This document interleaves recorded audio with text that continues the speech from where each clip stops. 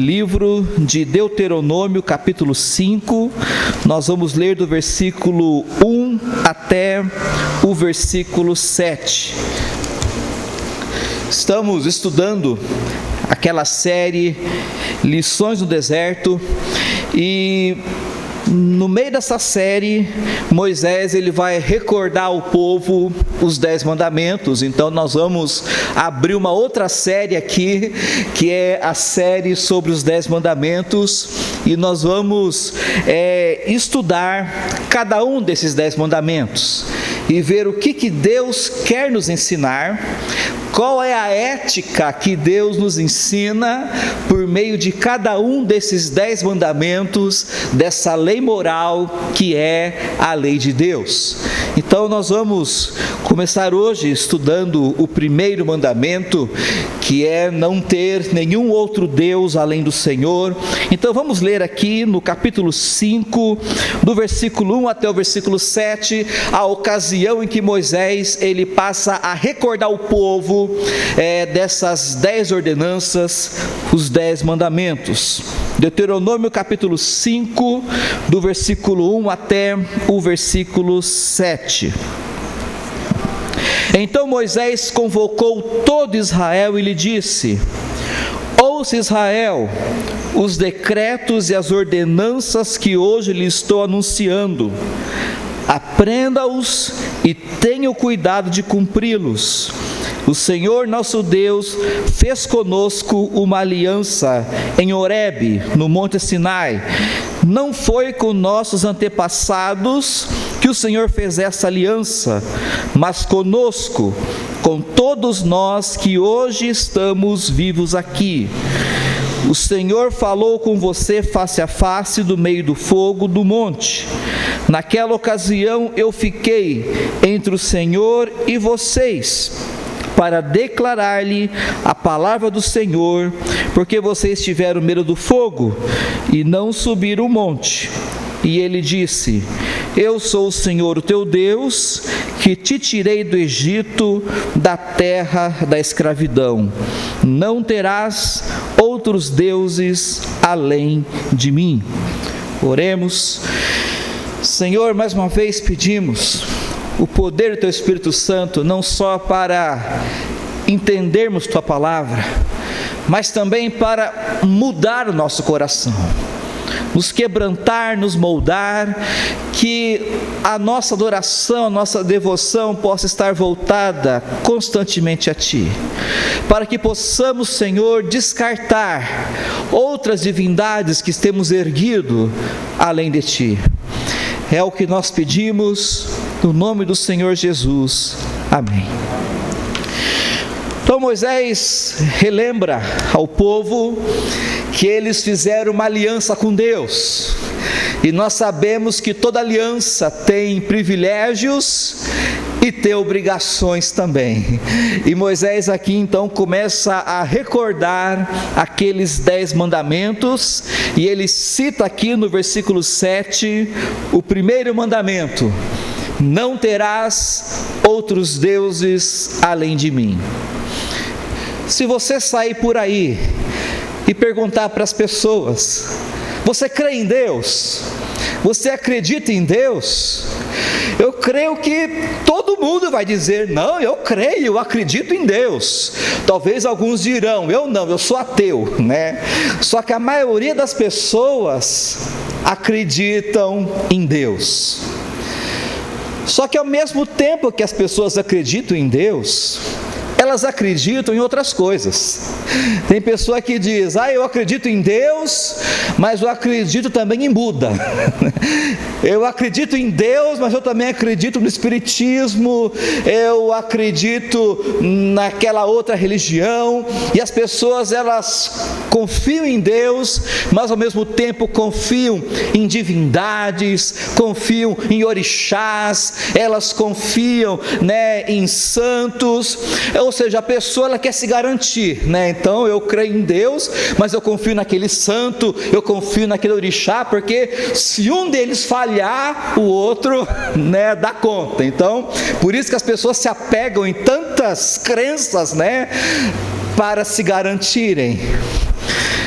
Mas só que se as pessoas conhecessem esse Deus que elas dizem acreditar, se elas conhecessem esse Deus, elas não teriam tantas crenças por aí. O apóstolo Paulo, certa vez ele visitou uma cidade, e essa cidade era muito parecida até com o nosso país. Era uma cidade muito religiosa, era a cidade de Atenas.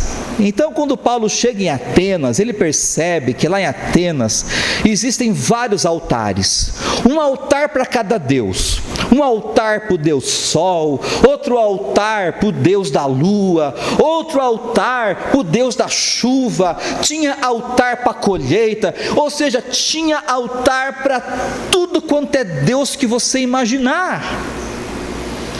Só que Paulo percebeu que não tinha nenhum altar feito para o Deus verdadeiro, mas ele percebeu que lá em Atenas tinha um altar diferente. Nesse altar estava escrito: olha, esse altar é para o Deus que nós não conhecemos ainda. Então, se tiver um Deus que existe e nós não conhecemos, esse altar é para ele. Aí Paulo viu aquele altar e ele pensou: olha, está aqui uma oportunidade de eu mostrar para os atenienses quem é esse Deus que eles não conhecem. Então nós lemos há pouco essa passagem, né? Paulo, ele sobe lá no lugar onde todos o pudessem ver, e Paulo diz: olha, atenienses, eu percebo que vocês são bem religiosos, vocês têm um altar para cada deus, mas eu vi também que vocês têm um altar dedicado a um Deus que vocês não conhecem. E eu quero falar para vocês sobre esse Deus que vocês não conhecem. Tem um Deus que vocês não conhecem, e eu quero falar desse Deus. E Paulo começa então a falar desse Deus. Ele diz: olha, esse Deus é o Deus que fez o mundo, é o Deus que fez o sol, é o Deus que fez a lua, é o Deus que fez a terra, é o Deus que fez os animais, é o Deus que fez as pessoas, é o Deus que criou tudo. E uma vez que Deus criou todas as coisas, Ele é Senhor, Ele é dono. Ou seja, Deus não é um Deus politicamente correto que respeita as religiões. Deus não é um Deus que respeita as religiões que o homem inventa. Deus não é um Deus que respeita as crenças, a fé diferente. Não, Deus é um Deus que diz: eu sou o único Deus, e vocês têm que adorar somente a mim. Qualquer outra crença está errada. Eu sou o único Deus. Deus é quem dita as ordens, Deus é quem diz como as coisas devem ser, Deus é quem dita como a religião deve ser. E mais, Deus não é um Deus que se candidata para ser o nosso Deus. Deus não é um Deus que diz para nós: olha, me aceite como seu Deus, adore a mim como seu Deus. Não, Deus diz: eu sou o único Deus, eu sou o Senhor. E Paulo continua dizendo também: agora Ele ordena que todos, em todo lugar, se arrependam, pois Ele estabeleceu um dia para julgar o mundo com justiça, por meio do homem, por meio de Cristo, que Ele designou e mostrou a todos quem é esse homem ao ressuscitá-lo dos mortos. Paulo diz: esse Deus que criou todas as coisas, esse Deus que é Senhor de todas as coisas, Ele ordena que as pessoas se arrependam. Se arrepender do quê? Que as pessoas se arrependam de terem adorado qualquer outro Deus que não seja Ele. Vocês têm que jogar fora esses deuses, vocês têm que jogar fora essas crenças e adorar unicamente a Deus, porque esse Deus, Ele vai fazer um julgamento, e quem fará esse julgamento é aquele homem que Ele ressuscitou dos mortos, que é Jesus. Jesus vai fazer esse julgamento. Então por isso Ele é o único Deus. Todos os demais deuses são falsos. E ele continua dizendo também que Deus controla todos os detalhes da vida de cada um. Tem uma crença chamada deísmo. O que o deísmo ensina? O deísmo ensina que Deus criou o mundo, e aí Deus deu tchau para esse mundo. Deus criou a terra, Deus criou os homens, aí Deus disse, agora vocês se viram, e aí Deus foi tirar férias.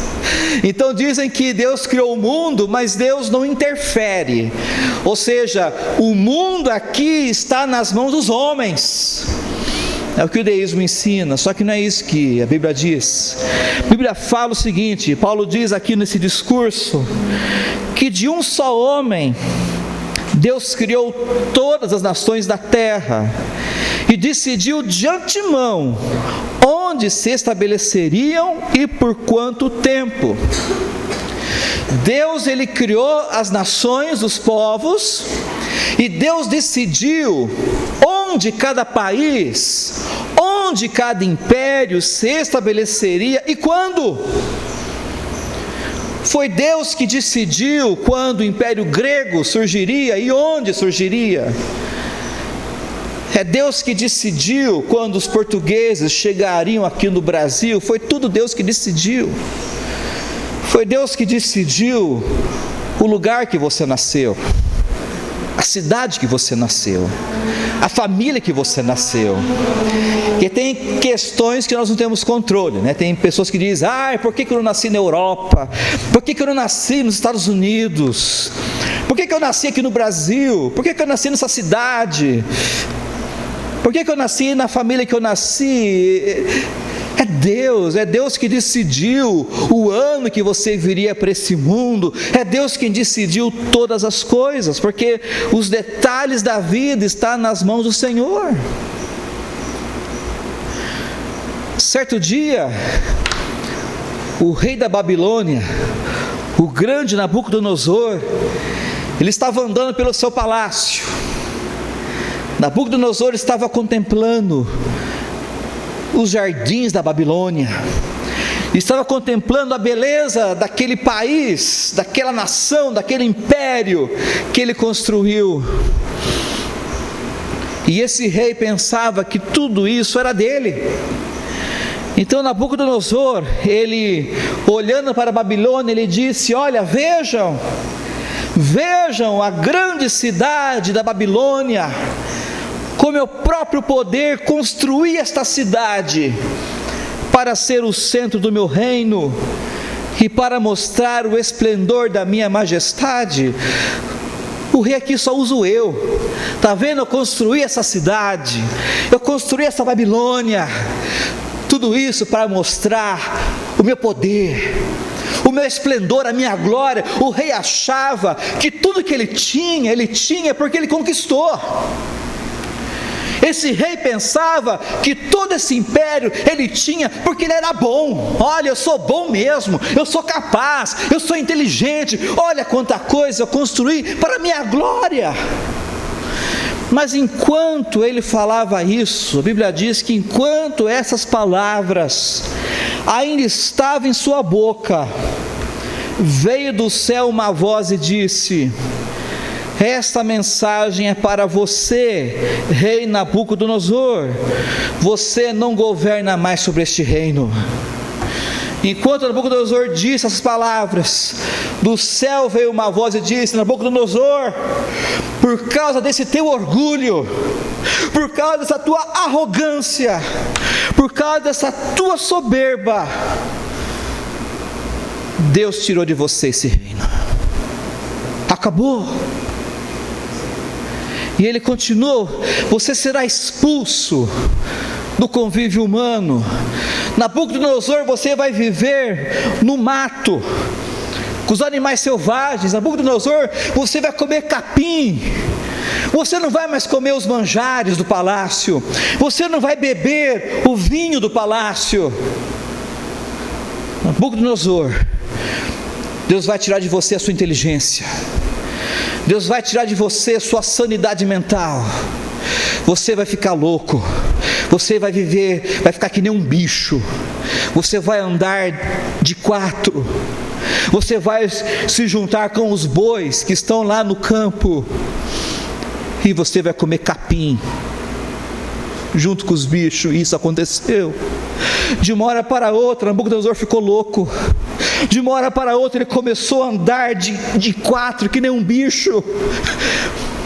Ele se achava tão inteligente, Deus tirou sua inteligência.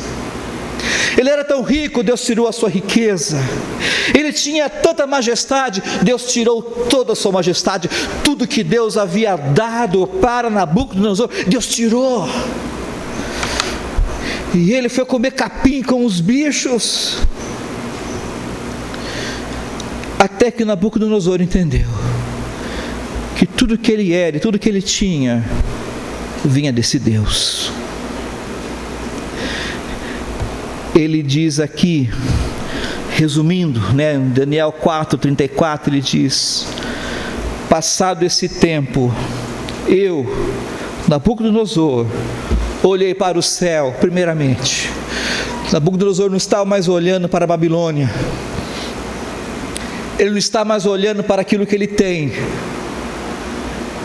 Ele começa a olhar para o céu, para aquele que deu tudo que ele tinha.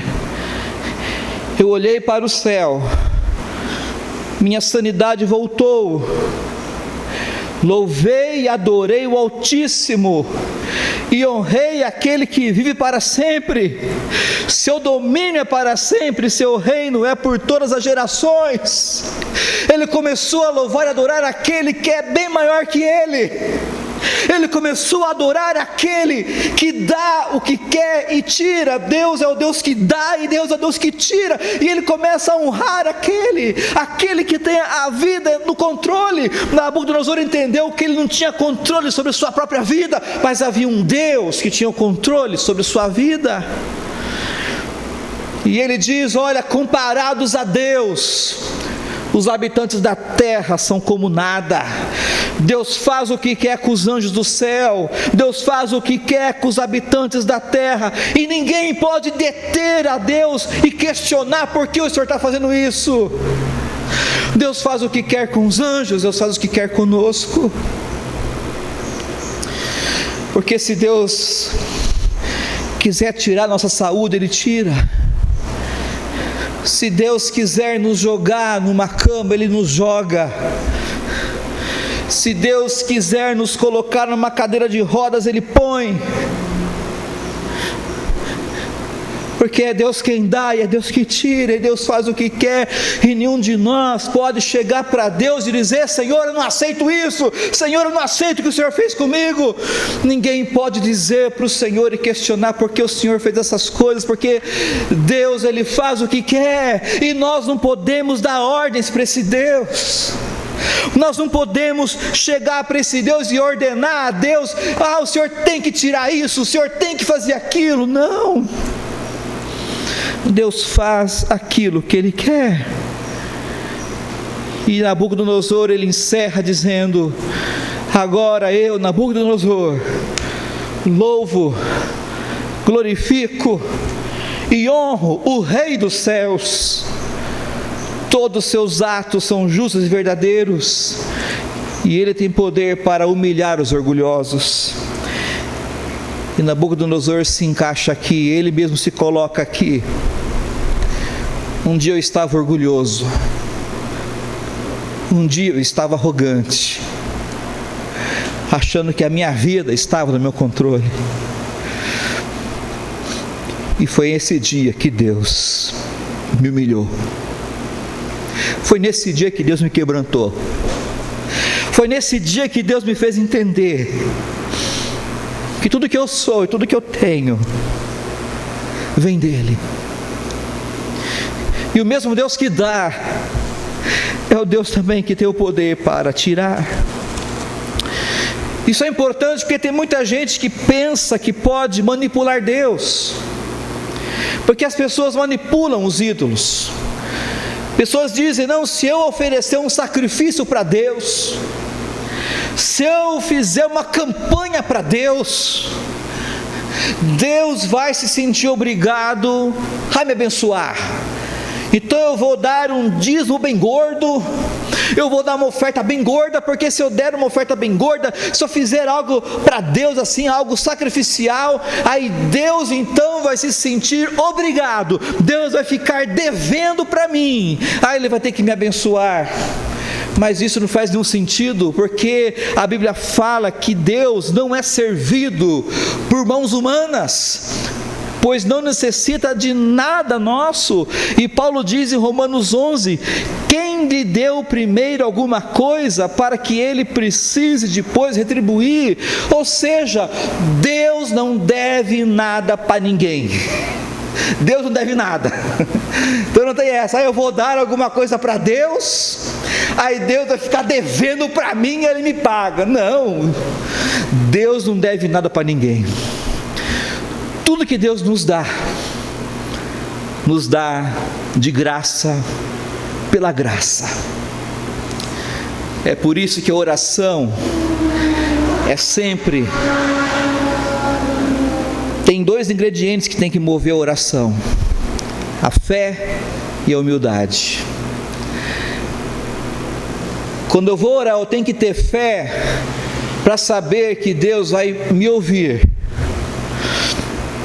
E quebrantamento, humildade é saber que Deus Ele só vai dar aquilo que eu estou pedindo se Ele quiser, se for da vontade dEle.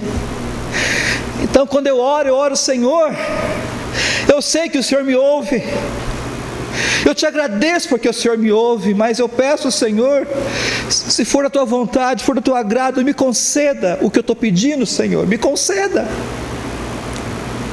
Então a fé, ela tem que ser esses dois ingredientes: a fé, confiança em Deus, e a humildade, porque tudo que nós recebemos, nós só recebemos pela graça e a misericórdia do Senhor.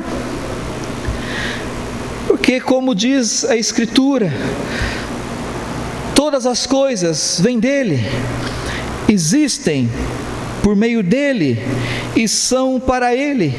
A Ele seja a glória para sempre. Amém. Então agora nós entendemos por que o primeiro mandamento é esse. Por que Deus disse: não tenha outro Deus além de mim? Porque não tem como. Só existe um Deus. Só existe um Deus verdadeiro, que criou e sustenta e nos dá todas as coisas. Só existe um Deus. Então é uma loucura você achar que existe um outro Deus. Não, só existe um Deus. Agora nós temos que ver como que nós quebramos esse mandamento, como que nós praticamos a idolatria. Vamos pensar um pouco no Egito.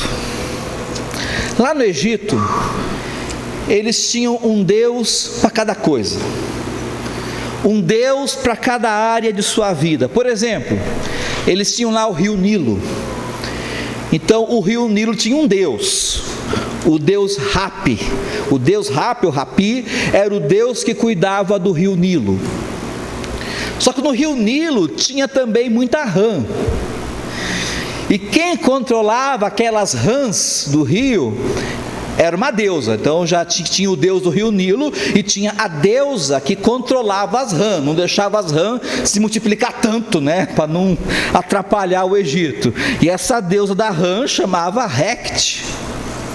Eles também tinham outro Deus, o Deus Sol.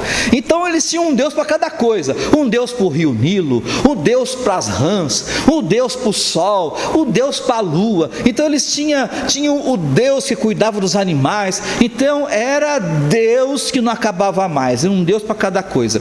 E aí quando Deus, o Deus verdadeiro, envia aquelas pragas no Egito, primeiramente Deus transforma o rio em sangue. Deus está mostrando: olha, eu sou mais poderoso que o Hapi, eu sou mais poderoso que o Deus do rio Nilo. Olha, transformei o rio em sangue. Aí depois Deus multiplica as rãs infestaram o Egito. O que Deus está mostrando? Está vendo? Ó, eu sou mais poderoso que a deusa das rãs. Aí Deus envia trevas no Egito. o sol não conseguiu clarear o Egito. Deus está dizendo: ó, eu sou mais poderoso que o Deus Sol. Então, quando Deus envia aquelas pragas, Deus está dizendo: olha, é uma tolice vocês ficarem acreditando em ídolos, porque eu sou o único Deus verdadeiro. Quando que nós cometemos esse mesmo erro? É quando nós, a exemplo do Egito, nós também dividimos a nossa vida em setores.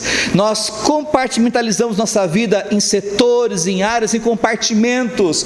E eu coloco Deus num compartimento e eu vivo outras áreas da minha vida sem Deus. Por exemplo, hoje é domingo, eu estou aqui, estou adorando a Deus. Então aqui na igreja eu canto para Deus, eu louvo a Deus, eu sou alimentado pela palavra de Deus, eu sou encorajado pela palavra de Deus, eu penso em Deus, eu oro a Deus. Então esse é o momento em que eu estou cultuando a Deus.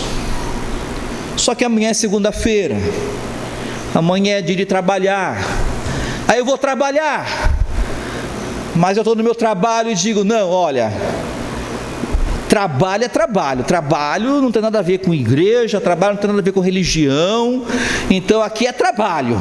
Então, se eu quiser mentir para o meu patrão, eu minto. Se eu quiser fazer hora, eu minto. Se eu chegar atrasado e assinar a presença lá como se não tivesse atrasado, ou seja, eu não vejo problema em desagradar a Deus no meu trabalho. Eu não vejo problema nenhum nisso. Ou seja, Deus ficou lá na igreja, Deus ficou lá no domingo, agora estou no meu trabalho, não estou na igreja, estou no meu trabalho. Então trabalho é trabalho. Então eu vivo o meu trabalho como se Deus não existisse. Domingo, aí acaba o trabalho, aí os colegas me chamam: vamos jogar bola, vamos jogar futebol. Jogo de futebol não tem nada a ver com religião, né? Futebol é lazer, futebol não tem nada a ver com Deus, não tem nada a ver com religião. Então vamos jogar bola. Se eu quiser xingar, eu xingo. Se eu quiser falar palavrão, eu falo. Se eu quiser bater, eu bato. Mas e Deus? Não, Deus ficou lá no domingo. Deus é religião, ficou lá no domingo. Futebol é futebol, jogo é jogo, lazer é lazer. Aí acaba o joguinho, os colegas me chamam: vamos lá no barzinho, né, beber um pouco. Aí eu vou. Por que eu vou? Porque nada a ver, não tem nenhum problema nisso aí. E aí, o que nós percebemos nisso, irmãos? Nós também dividimos a nossa vida, né, entre vida religiosa, vida do trabalho, vida secular. É como se Deus, né, ele tem que ser obedecido, tem que ser honrado, tem que ser cultuado aqui na igreja. Mas quando chega no trabalho, eu não preciso então me preocupar tanto com Deus. No lazer, eu não preciso me preocupar tanto com Deus. Ou seja, eu desobedeço a Deus para agradar outros deuses, outras divindades que eu ergo na minha vida. E é assim que nós praticamos idolatria, quando eu desagrado a Deus para agradar outras coisas. Como que eu devo então cumprir esse mandamento em todas as áreas da minha vida? Eu tenho que lembrar o seguinte: a minha vida inteira, a minha vida tem que ser um culto ao Senhor. E o meu culto ao Senhor não termina aqui na igreja. O culto termina aqui na igreja, o culto público, mas o culto vai continuar na minha casa, o culto vai continuar no meu trabalho, o culto vai continuar no futebol, o culto vai continuar enquanto eu vejo televisão. Como que eu cultuo a Deus, por exemplo, no meu trabalho? É quando você está no seu trabalho e primeiramente você é grato a Deus, porque Deus te deu aquele trabalho. E aí você vê que Deus te deu inteligência para trabalhar, Deus te deu habilidade com as mãos para trabalhar, Deus te deu condições para trabalhar. Então você está trabalhando e ao mesmo tempo você está glorificando a Deus, dizendo: Senhor, obrigado pelo meu trabalho, obrigado pela inteligência que o Senhor me deu, obrigado pela habilidade que o Senhor me deu. É assim, porque a Bíblia diz aqui o seguinte: quer vocês comam, quer bebam, quer façam qualquer outra coisa, façam para a glória de Deus. Uma vez que foi Deus que deu tudo que temos, nós temos que usar todas essas coisas para a glória dele. Deus te deu inteligência, Deus te deu habilidade para trabalhar, então à medida que você trabalha, glorifique a Deus com todas essas coisas. O trabalho, ele pode ser um castigo. Tem pessoas que veem o trabalho como um castigo, mas tem pessoas que veem o trabalho como uma oportunidade de glorificar a Deus. E é assim que temos que encarar o trabalho, uma oportunidade de glorificar a Deus. Aí sai do trabalho, vai jogar bola. Como que eu posso cultuar a Deus num jogo de futebol? Você está lá correndo, você corre, você chuta a bola. Quem te deu força para correr? Quem te deu forças para chutar uma bola? Quem te deu essa capacidade? Quem te deu essa saúde? À medida que você até pratica o seu esporte, glorifica a Deus: Senhor, obrigado. Obrigado, Senhor, pela minha saúde. Obrigado, Senhor, pela minha capacidade. Te louvo, Senhor, por isso. Aí te chamam: vamos para o barzinho beber. Aí fala: não, eu não vou porque isso não convém. Eu não vou porque eu não quero desagradar o meu Deus para agradar outros deuses. É assim, meus irmãos, que nós cultuamos a Deus. Nós temos que lembrar o seguinte: Deus nos deu as dádivas, Deus nos deu as bênçãos, não para que a gente se alegrasse com as bênçãos em si. Deus não deu o dinheiro para eu me alegrar com o dinheiro. Deus não me deu aquilo que eu tenho para eu me alegrar com aquilo. Por que que Deus nos dá as bênçãos? Deus nos dá as bênçãos para que eu olhe para as bênçãos, mas que eu olhe para cima, eu olhe para aquele Deus que me deu aquelas dádivas, e eu glorifique a Ele, dizendo: Senhor, obrigado. Obrigado porque o Senhor é bondoso comigo, obrigado porque o Senhor é benevolente comigo. Então, tudo aquilo que Deus nos dá tem que, na verdade, ser um motivo para nós olharmos para Ele e nos alegrarmos nele. Porque se nós não fizermos isso, se eu apenas olhar para as dádivas e querer me alegrar com as dádivas, esquecendo de Deus, essas dádivas se tornam ídolos. E eu passo a usar essas dádivas, eu passo a usar as bênçãos para me alegrar com elas, e se tornam ídolos. Então, tudo que Deus dá para você, você tem que olhar para aquilo que Deus te deu, e isso ser um motivo a mais para você adorar aquele que foi bondoso com você. Salomão aprendeu isso. Salomão, ele teve tudo que ele queria. Quando ele escreve lá Eclesiastes, ele diz aqui o seguinte: tudo que desejei, busquei e consegui.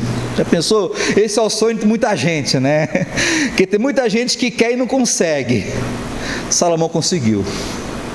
Tudo que ele quis, ele conseguiu. Não me neguei prazer algum. Olha só: no trabalho árduo encontrei grande prazer, a recompensa por meus esforços. Então, dizendo: olha, Salomão, é meu ídolo, eu queria estar no lugar de Salomão. Tudo que ele quis, ele conseguiu. Todo prazer que ele queria, ele conseguiu. Olha que maravilha, e eu aqui, né? Tanta coisa que eu quero e não tenho, e Salomão conseguiu. Mas olha o que ele diz aqui em seguida: mas ao olhar para tudo que havia me esforçado tanto para realizar, vi que era tudo vaidade, era como correr atrás do vento, não havia nada que valesse a pena debaixo do sol. Então, quando Salomão chegou lá, Quando ele conseguiu tudo que ele tinha, 1000 mulheres, dinheiro, ouro, prata, ele viu, não tinha mais o que ele poderia querer, porque tudo que ele queria ele conseguiu. Aí ele olhou para tudo aquilo e disse: tudo vaidade. Foi como correr atrás do vento. O que Salomão aprendeu? Não são as coisas que vão nos preencher, não são as coisas que vão dar a nós uma vida abundante. Quem vai produzir uma vida abundante em nós é o próprio Senhor. Jesus, ele disse: eu vim para lhes dar vida, e uma vida que satisfaz. Então, quando Deus diz: não tenha outro Deus além de mim, significa: não corra atrás de outras coisas para te dar essa alegria. Nada neste mundo vai te dar essa alegria, nada neste mundo vai te dar paz, não há nada neste mundo que vai curar a sua ansiedade, não há nada neste mundo que vai curar o seu medo, não há nada neste mundo que vai curar essa sua depressão, não há nada neste mundo que possa curar a sua tristeza. Só existe alguém que vai te preencher, só existe alguém que vai te dar vida, só existe alguém que vai fazer com que a sua vida seja uma vida plena, que satisfaça. Só existe alguém que vai te satisfazer, esse é o Senhor. E quando o Senhor nos satisfaz, nós não precisamos de ser que nem Salomão, de ter tudo que quis. Quando o Senhor nos satisfaz, é possível ter uma satisfação com uma casa velha, um carro velho. É possível, porque é o Senhor quem satisfaz. Muita gente tem dificuldade com Eclesiastes. Eclesiastes é um livro pessimista, mas Eclesiastes tem esse propósito mesmo, de mostrar o pessimismo, de correr atrás de tanta coisa neste mundo e não temer a Deus. Salomão experimentou isso. Salomão, ele se afastou de Deus, ele correu atrás de tanta coisa, mas aí ele chega no final do livro, ele fala: tema ao Senhor e faça a sua vontade, porque isso é o que vale. Não adianta ter o mundo inteiro e não temer o Senhor. Por isso o caminho é esse, é olhar para o Senhor Jesus e dizer: Senhor Jesus, me perdoe porque eu tenho corrido atrás de tanta futilidade. Eu tenho gastado todas as minhas energias para correr atrás do vento. Eu tenho usado todas as minhas energias para comprar e adquirir aquilo que não satisfaz. Mas eu não tenho usado essa mesma energia, esse mesmo empenho para te buscar, para buscar aquele que me satisfaz. Por isso, Senhor, me perdoe. Eu quero, nesse ano que se inicia, parar de correr tanto atrás do vento. Eu quero, nesse ano, correr atrás de Ti, Senhor, Te buscar e ter a minha alma saciada. Senhor, eu tenho colocado tanta coisa na Tua frente. Senhor, eu tenho cultuado a tantas divindades no Teu lugar. Eu tenho adorado os meus amigos, eu tenho adorado o prazer, eu tenho, Senhor, adorado o trabalho. Tanta coisa eu tenho Te colocado na Tua frente. Mas, Senhor, eu quero que o Senhor seja o único Deus na minha vida. Eu quero, Senhor, que o Senhor venha ser aquele a satisfazer, a alimentar a minha vida. Que esse seja o nosso desejo, que o Senhor nos conceda essa graça. Por isso o caminho é Cristo. Correr para o Senhor Jesus, dizer: Senhor Jesus, venha ser o Senhor da minha vida, venha ser aquele que me satisfaz. Eu quero que o Senhor seja o meu Deus, que o Senhor seja o meu Senhor. Oremos. Senhor, agradecemos muito pela Tua palavra, Senhor.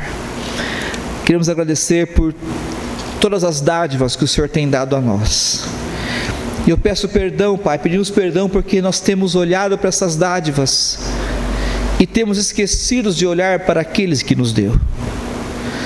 Nós nos embriagamos, nos alegramos com as bênçãos e esquecemos de olhar e glorificar a Ti, que é o Senhor que tem dado tudo o que temos. Por isso, Senhor, Produz em nós o arrependimento, produz em nós o desejo de Te adorar e nos satisfazer unicamente em Ti. Que paremos, como Salomão escreveu, que paremos de correr tanto atrás do vento, parar de corrermos tanto atrás daquilo que não traz satisfação e olharmos para o Senhor Jesus e nos rendermos a Ele. É o que eu peço no nome do Senhor Jesus. Amém. Na próxima